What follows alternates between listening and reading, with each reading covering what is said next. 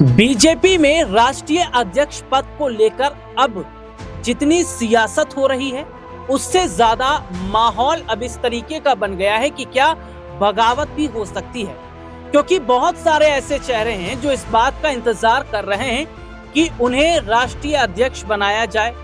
लेकिन शायद बहुत बड़े हद तक ये चर्चा चल रही है कि राष्ट्रीय अध्यक्ष अगर किसी को बनाया जाएगा तो वो निर्मला सीतारमण होंगी, जो मौजूदा समय की वित्त मंत्री हैं। हालांकि इसमें स्मृति ईरानी का नाम भी बीच में शामिल आया था कि स्मृति ईरानी को भी बनाया जाएगा। स्मृति ईरानी, देखिए, अमेठी सीट जब से स्मृति ईरानी हारी हैं उसके बाद बीजेपी में उनका कद घटा है और ये तक चर्चा हुई कि वो बीजेपी का साथ छोड़ सकती हैं। वसुंधरा राजे, जो राजस्थान की पूर्व सीएम रह चुकी हैं, वो भी इस बात का इंतजार कर रही हैं और अगर उन्हें नहीं बनाया गया तो वो बीजेपी के खिलाफ क्या बगावत करते नजर आएंगे। और आखिरकार कैसे अध्यक्ष पद को लेकर बीजेपी में जबरदस्त, अगर कहा जाए तो, लड़ाई चल रही है और बहुत सारे ऐसे चेहरे हैं जो पार्टी को छोड़कर जा सकते हैं। उनमें स्मृति ईरानी का नाम भी शामिल है, वसुंधरा भी हैं जो कि अध्यक्ष पद को लेकर अब बगावत कर रही हैं। मैं कुछ खबरों को दिखाऊंगा और आप इस वक्त हमारे मॉनिटर स्क्रीन पर ये रिपोर्ट है ये देख रहे हैं और इसको जरा मैं पढ़कर बताऊं कि कई महीनों की तगड़ी उठापटक के बाद अब बीजेपी के नए राष्ट्रीय अध्यक्ष का ऐलान होने वाला है। राज्यों के अध्यक्ष नहीं चुने जाने का गतिरोध भी खत्म हो गया है। बताया जा रहा है कि पीएम मोदी का विदेश दौरा खत्म होने के बाद नाम का ऐलान हो सकता है। इस बीच देश के राजनीतिक गलियारों में यह चर्चा है कि बीजेपी को इस बार पहली महिला अध्यक्ष मिल सकती है। कयासों का बाजार गर्म है कि किसी महिला को यह जिम्मेदारी सौंप सकती है। बीजेपी के अंदर खाने कुछ नामों पर विचार चल रहा है। इनमें निर्मला सीतारमण, डी पुरंदेश्वरी और वनाथी श्रीनिवासन जैसे नाम शामिल हैं। लेकिन आखिर सबसे रेस में आगे कौन है, ये एक बहुत बड़ा जो सवाल है वो बन जाता है। और देखिए, असल में जेपी नड्डा का कार्यकाल जनवरी 2023 में समाप्त हो चुका था। पार्टी की तरफ से यह संकेत दिया गया, लेकिन लोकसभा चुनावों को देखते हुए पार्टी ने उन्हें जून 2024 तक अध्यक्ष पद पर बनाए रखा और मौजूदा समय में भी अभी अध्यक्ष हैं जेपी नड्डा। इसके बाद उनका कार्यकाल फिर बढ़ाया गया। इन सबके बीच राज्यों में बीजेपी लीडरशिप में बदलाव हुए और कई राज्यों के अध्यक्षों के चुनाव के बाद अब जाकर यह रास्ता साफ हुआ है। और निर्मला सीतारमण सबसे पहला नाम इनका चल रहा है। निर्मला सीतारमण का बताया जा रहा है कि इस रेस में सबसे प्रमुख नाम केंद्रीय वित्त मंत्री निर्मला सीतारमण का है। उन्होंने हाल ही में बीजेपी मुख्यालय में जेपी नड्डा और महासचिव बीएल संतोष के साथ एक अहम बैठक भी की थी। सीतारमण के पास रक्षा मंत्री से लेकर वित्त मंत्री तक का अनुभव है और पार्टी संगठन में उनकी पकड़ भी मजबूत मानी जाती है। अगर उन्हें अध्यक्ष बनाया जाता है तो यह दक्षिण भारत में बीजेपी के विस्तार में भी मदद कर सकता है। बीजेपी का दक्षिण ड्रीम प्रोजेक्ट भी इसमें शामिल है। दूसरा नाम है डी पुरंदेश्वरी। इन सब के बीच दक्षिण भारत से ही एक और नाम सामने आ रहा है। बीजेपी की पूर्व आंध्र प्रदेश अध्यक्ष डी पुरंदेश्वरी भी इस दौड़ में हैं। कई भारतीय भाषाओं की जानकार नेता पुरंदेश्वरी का राजनीतिक करियर विविध अनुभवों से भरा है। हाल ही में वे ऑपरेशन सिंदूर के बाद विदेशी डेलीगेशन में जाने वाली एक प्रतिनिधि मंडल की सदस्य भी रह चुकी हैं। उन्हें संगठन का अच्छा अनुभव है। और यहाँ पर देखिए, वनाथी श्रीनिवासन, यह नाम बीजेपी की तमिलनाडु राजनीति के लिए काफी उम्मीद भरा माना जा रहा है। वकील से राजनेता बनी वनाथी श्रीनिवासन भी एक संभावित नाम है। वे कोयम्बटूर साउथ से विधायक हैं और 2020 में बीजेपी महिला मोर्चा की राष्ट्रीय अध्यक्ष भी वे रह चुकी हैं। और एक और रिपोर्ट मैं अपने दर्शकों को दिखाऊंगा और एक नाम और जुड़ जाता है जो कि स्मृति ईरानी का है। देखिए, और खबर ये भी चल रही है कि स्मृति ईरानी अब बीजेपी को छोड़ सकती हैं अगर उन्हें अध्यक्ष पद नहीं दिया गया। 25 साल पहले अपने शो क्योंकि सास भी कभी बहू के बारे में क्या बोल रही हैं स्मृति ईरानी। स्मृति ईरानी का आइकॉनिक शो क्योंकि सास भी कभी बहू थी 2 को लेकर सोशल मीडिया पर चर्चा तेज है। इस बीच स्मृति ईरानी ने शो को लेकर जो बातें कही हैं, उन्होंने कहा कि एकता कपूर के शो ने टीवी में सास बहू की परंपरा शुरू की है।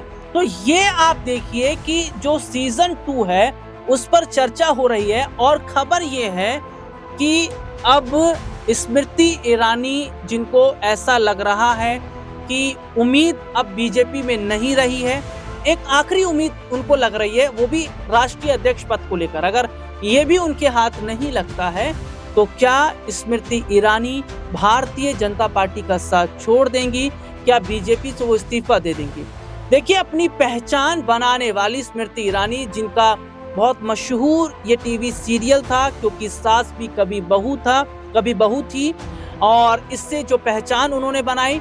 हालांकि ये खबर बीच में सामने आई कि 2014 के समय दूसरा उसका पार्ट भी बन रहा था, तैयारी हो गई थी और स्मृति ईरानी फिर से काम करने के लिए रेडी थी, लेकिन प्रधानमंत्री नरेंद्र मोदी जी का फोन उस वक्त आया और ये कहा गया कि स्मृति ईरानी को जो है वो पद संभालना है, मंत्री पद उन्हें संभालना है।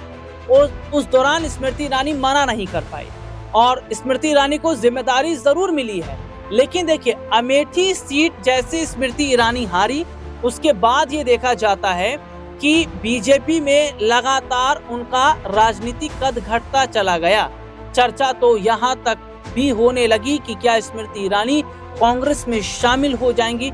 अभी हाल ही में दिल्ली के जो विधानसभा चुनाव हुए बीते कुछ समय पहले, उस चुनाव में भी यही चर्चा हो रही थी कि क्या किसी एक सीट से स्मृति ईरानी को उतारा जा सकता है, क्या कोई एक सीट ऐसी है जो स्मृति को दी जाएगी, लेकिन वहां भी उनके हाथ खाली रहे। तो क्या एक आखिरी मौका बचा है स्मृति ईरानी के पास में? हालांकि वो देखिए, यहाँ पर ये देखा जा रहा है कि स्मृति ईरानी जो गांधी परिवार पर अक्सर निशाना साधा करती थी, जो अक्सर गांधी परिवार को लेकर विवादित बयान देती थी, लेकिन जब अमेठी स्मृति ईरानी हारती हैं, उसके बाद में जब राहुल गांधी से सवाल स्मृति को लेकर पूछा जाता है तो राहुल गांधी ने जो जवाब दिया, उसके बाद स्मृति ईरानी खुद इतना शर्मा गई और खुद वो शर्म से इतना झुक गई कि उसके बाद उन्होंने कभी गांधी परिवार का नाम नहीं लिया, कभी उन्होंने राहुल गांधी का जिक्र नहीं किया। अमेठी सीट जब स्मृति ईरानी हारती हैं, उसके बाद राहुल गांधी से सवाल पूछा जाता है तो राहुल गांधी ने कहा था कि हार और जीत लगी रहती है, लेकिन स्मृति ईरानी को लेकर ऐसा बोलना ठीक नहीं है और स्मृति ईरानी महिला है।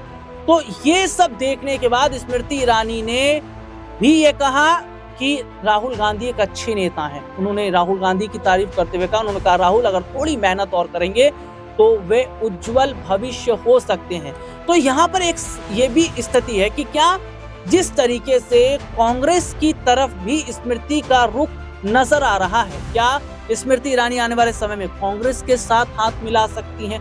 क्योंकि ये राजनीति है और राजनीतिक पार्टी के नेता इधर से उधर आते जाते रहते हैं। और सबसे बड़ी बात क्या है, यहाँ पर ये बात तो साफ हो गई है कि बीजेपी ने स्मृति ईरानी का कद घटाया है, बीजेपी ने स्मृति ईरानी को साइडलाइन किया है, क्योंकि जिस तरीके से जनता का जो रुझान स्मृति ईरानी को लेकर बिल्कुल ठीक नहीं था, क्योंकि 2014 से पहले अगर देखा जाए तो स्मृति ईरानी महंगाई, पेट्रोल डीजल, बढ़ती गैस की कीमत, बेरोजगारी, ये सब मुद्दे उठाया करती थी। लेकिन 2014 में जैसे ही सरकार इनकी बनती यानी कि भारतीय जनता पार्टी की, उसके बाद आप उठाकर देख लीजिए कि स्मृति ईरानी ने कभी भी जो है जनता के मुद्दों पर बात नहीं की और वो भटकाने का काम करती रही। और यही वजह है कि जनता की नाराजगी स्मृति से बढ़ती चली गई और इतना घमंड स्मृति ईरानी को हो गया था कि वो ये तक कह बैठी थी कि मुझे अमेठी से कोई नहीं हरा सकता। लेकिन अमेठी से स्मृति ईरानी चुनाव हारती हैं और कांग्रेस के प्रत्याशी वहां से चुनाव जीतते हैं। सारा घमंड स्मृति ईरानी का टूट जाता है और तो और ये तक भी देखने को मिला कि स्मृति ईरानी का जिस तरीके से जनता के प्रति रिएक्शन था, खुलेआम वो धमकियां दे दिया करती थी। जब पत्रकार उनसे सवाल पूछते थे मुद्दों को लेकर, तो वो सीधे कहती थी कौन से चैनल से हो, अभी मैं बात करती हूँ। तो यहाँ पर देखा गया कि अपने पद का बहुत ज्यादा गलत इस्तेमाल स्मृति ईरानी ने किया, वे लगातार करती रही, जनता के बीच उनकी छवि ठीक नहीं। अब ये देखा जा रहा है कि शायद स्मृति ईरानी को ना भी बनाया जाए राष्ट्रीय अध्यक्ष, और अगर उन्हें राष्ट्रीय अध्यक्ष नहीं बनाया जाएगा तो क्या वाकई वो बीजेपी का साथ छोड़ देंगी? क्योंकि कुछ समय पहले, जैसा कि मैं बात कर रहा हूँ, चर्चा चल रही है कि स्मृति ईरानी कभी सास भी कभी बहू थी, कि जो सीजन 2 है उसमें अब नजर आएंगी, उसमें वो बहू का किरदार करती नजर आएंगी। तो यहाँ पर ये देखा जा रहा है कि क्या अब स्मृति ईरानी जो हैं बीजेपी का साथ छोड़ रही हैं, क्या वो राजनीति से ही संन्यास ले रही हैं? उन्हें ये बात पता चल गई है कि बीजेपी में रहना, राजनीति में अब उनका कोई जगह नहीं रह गई है। तो क्या टीवी जगत में हमेशा के लिए काम करती रहेंगी स्मृति ईरानी, या अगर भविष्य में मौका मिला तो वो कांग्रेस की तरफ जाएंगी? जो भी बड़ा अपडेट होगा इस पर जरूर बात करेंगे। इतना ही।